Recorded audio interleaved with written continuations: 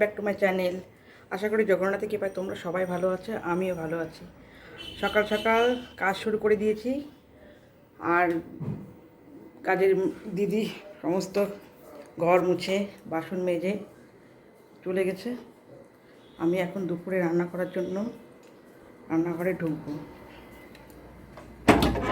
সকালের ব্রেকফাস্ট আমাদের সবার কমপ্লিট।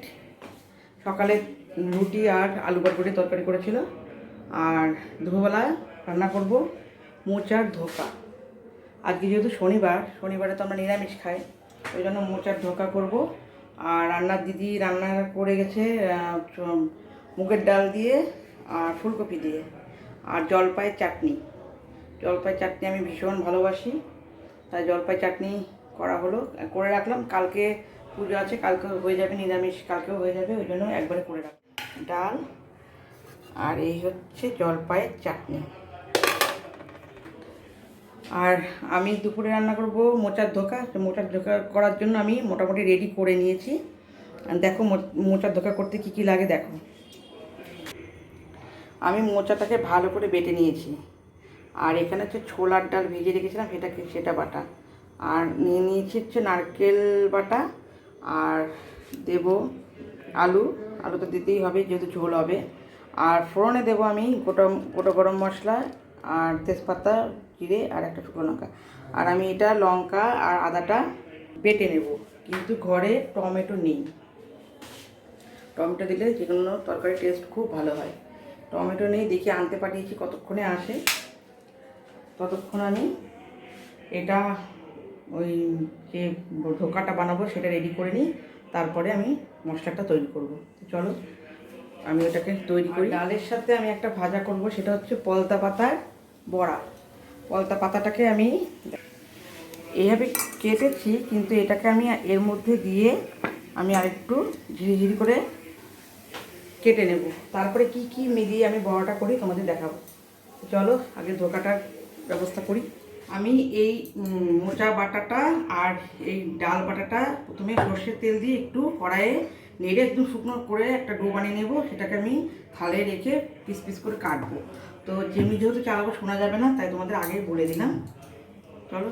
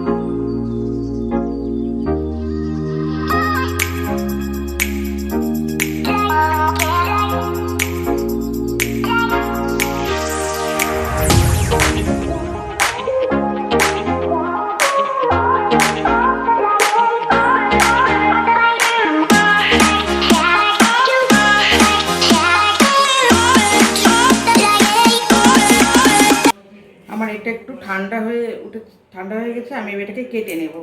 কেটে আমি এটা সরষের তেল দিয়ে ভেজে উঠিয়ে নেব।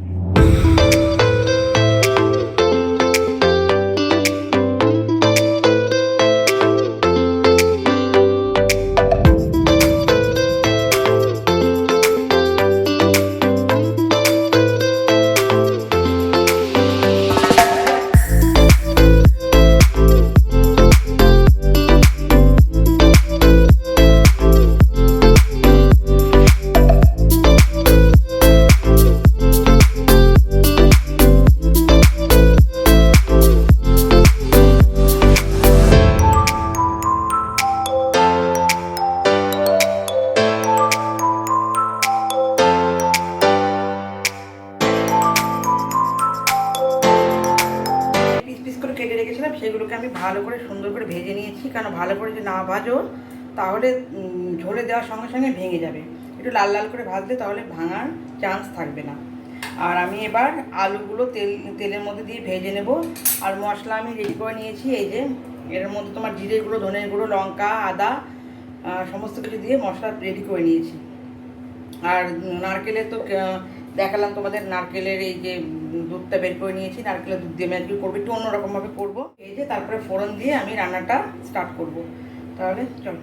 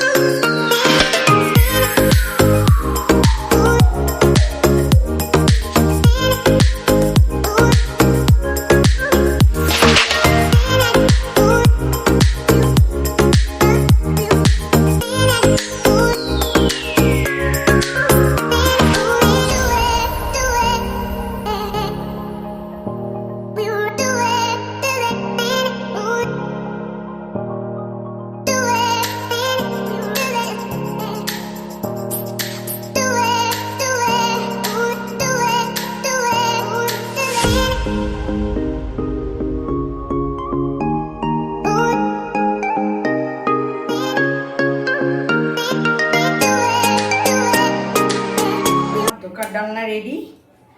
আর একটু ঝোল বেশি দিয়ে করলাম, কারণ খাওয়ার সময় একটু ঝোলটা না শুকিয়ে যাবে, মোচা একটু টেনে নেবে ঝোলটা, মোচা যেহেতু ডাল রয়েছে সেই জন্য ঝোলটা একটু বেশি দিয়েছি।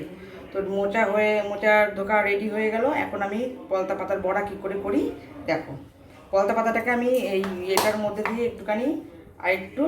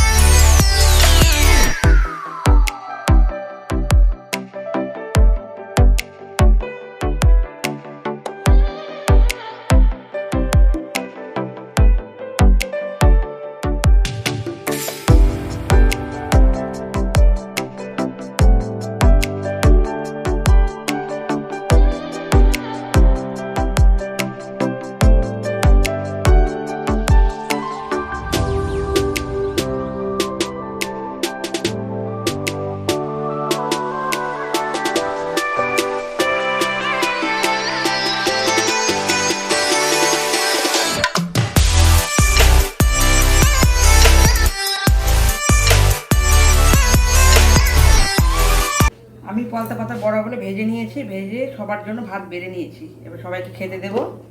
আর সোনু বলেছে আজকে একা একা খাবে, দেখি কতটা খায়। মাকে খাওয়াতে যদি না খায় তাহলে ওকে খাইয়ে দেবো। চলো সবাইকে খেতে দিয়ে দিই। এই দেখো ভাত বেড়েছি সবার জন্য।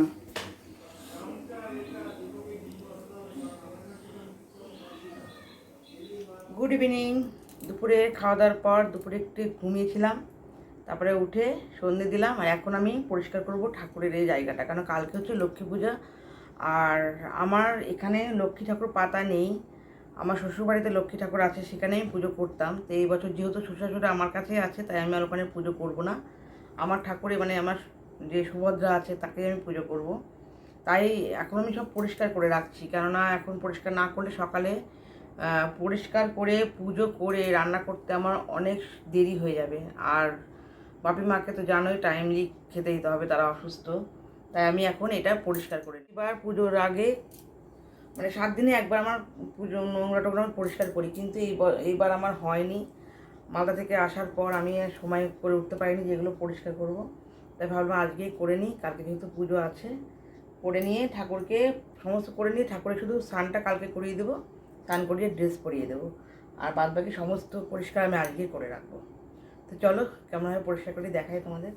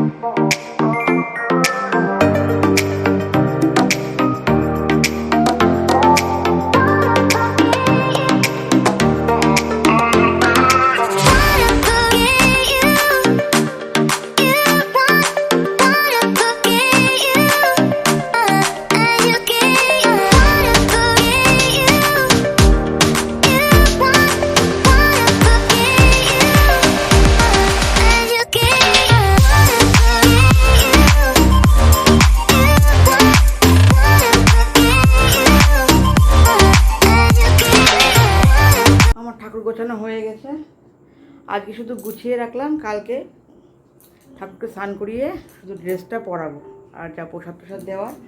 আমি এবার নাড়ু টাড়ু কিচ্ছু করিনি, কারণ আমার মন চাইছে না, আমার ভালো লাগছে না করতে।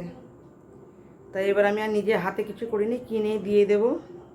আর যেহেতু খুব ছোট জায়গা, আমার নিজের ঠাকুর ঘর নেই, এই আমার বেডরুমের মধ্যে আমি এইখানটাতে প্রথমে এইখানটা প্রথমে যখন আমার মানে ঘর করা হয়েছিল, এটা আমার দেওয়ালি দেওয়া ছিল, কিন্তু আমি মানে ঠাকুর ঘরটা আমার করতে পারলাম না। তখন আমি কোথায় ঠাকুর রাখবো ভেবে আমি তখন বললাম যে এইখানটা ঈশান কোণ আছে, এইখানটা ভেঙে দাও আর এইখানটা বক্স করে দাও, আমি এর মধ্যেই ঠাকুরটা আপাতত রাখি, যখন ঠাকুর ঘর হবে তখন তো নিয়েই যাব। তাই আমি এই জায়গাটাতেই আমি ঠাকুরের রাখার ব্যবস্থা করেছি। আর এখানেই আমি আমার জগন্নাথ পুজোর সময়, রথযাত্রার সময় আমি এখানে ঠাকুরকেই ভোগ, এই যে এইটুকুনি জায়গার মধ্যেই ভোগ দিই। একটু অসুবিধা হয়, তার মধ্যেই আমি করি এটা। আর দেখি কবে ঠাকুরকে করতে পারি, তাহলে তার কষ্ট থাকবে না। আর তো চলো, আরও কিছু কাজ আছে যেটা আমি রাত্রেই সেরে রাখবো, কারণ সকালবেলা উঠে রান্নার দিদি আসবে না, আমাকে সমস্ত কিছু করতে হবে। তাই রাত্রে কিছু কিছু কাজ সেরে রাখবো, তাহলে সকালবেলা উঠে আমার তড়িঘড়ি লাগবে না। একা হাতে করা তো, তাহলে সব কাজ ঠিকঠাকভাবে হবে। তো চলো কাজগুলো আমি সারি, আর আজকে এইটুকুনি আমি শেষ করছি, কারণ আর আমি আর সময় পাবো না কথা বলার। বাদ বাকি কাজগুলো রাত্রেই সব সেরে রাখতে হবে, রাত্রের মধ্যেই।